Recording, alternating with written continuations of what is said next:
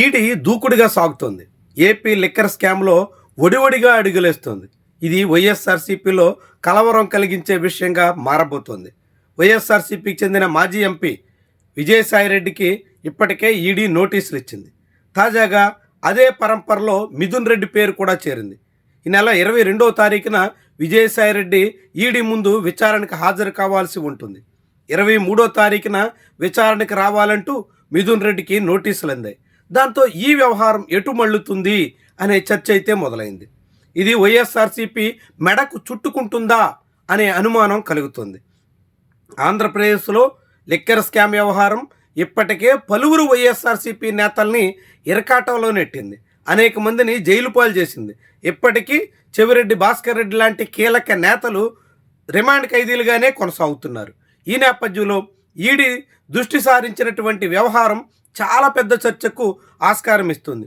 ఏమో గుర్రం ఎగరావచ్చా అన్నట్టుగా పలువురు వ్యాఖ్యానించేదానికి దారితీస్తుంది. ఈ కేసులో నేరుగా మనీ లాండరింగ్ జరిగి ఉంటే ఈడీ చాలా సీరియస్గా స్పందించేందుకు అవకాశం ఉంటుంది. దానికి తగ్గట్టుగానే లిక్కర్ స్కామ్లో ఆనాటి అధికారంలో ఉన్న వైఎస్ఆర్సీపీ నేతలకు చేరిన మొత్తం ఎటు మళ్లించారు అన్న దాని మీద ఈడీ దృష్టి పెట్టబోతోంది. ఇప్పటికే విజయసాయిరెడ్డి ఆంధ్రప్రదేశ్లో సిట్టు ముందు అనేక అంశాలు వెల్లడించారు. ఈ మొత్తం లిక్కర్ స్కామ్ రూపకల్పనంతా మిథున్ రెడ్డి ఇంట్లోనే జరిగింది అన్నట్టుగా చెప్పుకొచ్చారు. నిధులన్నీ మిథున్ రెడ్డి వరకు చేరాయి అనేటువంటి రీతిలో ఆయన సిట్టుకు వెల్లడించినట్టు పలువురు భావించారు. ఈ తరుణంలో ఇప్పుడు ఈడీ ముందు విజయసాయిరెడ్డి ఏం చెప్పబోతున్నారు అన్నది కూడా కీలకమైనటువంటి విషయం కాబోతోంది. ముందుగా మిథున్ రెడ్డి కన్నా ఒకరోజు ముందు సాయిరెడ్డి విచారణకు హాజరు కాబోతున్నారు. దాంతో సాయిరెడ్డి చెప్పబోయేటువంటి అంశాలని ఈడీ చాలా క్షుణ్ణంగా పరిశీలించే అవకాశం ఉంది. వాటి ఆధారంగా మిథున్ రెడ్డిని ప్రశ్నించేదానికి అవకాశం ఉంటుంది. ఈ తరుణంలో లిక్కర్ స్కామ్లో నిధులు దారి మళ్లిస్తే వాటిని ఎక్కడెక్కడికి తరలించారు, దేనికోసం వినియోగించారు అన్నది కీలకమైనటువంటి ప్రశ్న కాబోతుంది.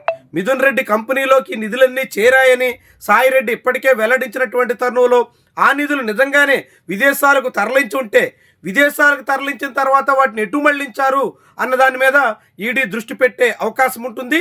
మిథున్ రెడ్డి కంపెనీల్లో చేరినటువంటి మొత్తం ఎటు మళ్ళింది అన్న దాని మీద ఈడీ దృష్టి మళ్లిస్తే అది నిజంగానే మనీ లాండరింగ్ వరకు వెళ్ళుంటే అప్పుడు ఈ మొత్తం కేసు మిథున్ రెడ్డి మెడకు చుట్టుకునేటువంటి ప్రమాదం ఉంటుంది. అయితే మిథున్ రెడ్డి వరకే ఉంటుందా, ఇంకా ఎటైనా మరింత అడుగు ముందుకేసి జగన్మోహన్ రెడ్డి వరకు కూడా చేరుతుందా అనే సందేహాలు కూడా కొంతమంది కలుగుతున్నాయి. అయితే ప్రస్తుతం ఈడీ చేపట్టబోయేటువంటి విచారణతో పెద్దగా పరిణామాలు మారిపోతాయని, మొత్తంగా అరెస్టులు కేసులు ఈ కేసు మరింత బిగుసుకునేటంత వరకు వెళుతుందని అలాంటి అంచనాలు అయితే పెద్దగా కనిపించట్లేదు.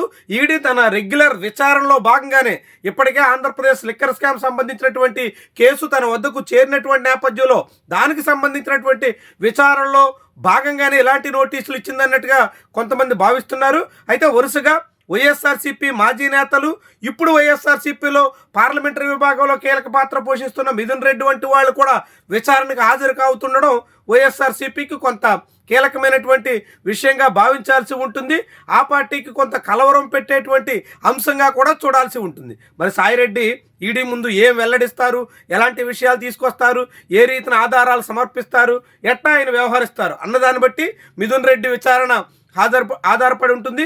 మిథున్ రెడ్డి విచారణ తర్వాత ఈడీ ఏం చేయబోతుంది అన్నది కూడా కీలకమైనటువంటి విషయం. దీన్ని బట్టి ఏపీలో లిక్కర్ స్కామ్ కొత్త మలుపు తిరుగుతున్నట్టుగా మనం భావించాల్సి ఉంటుంది.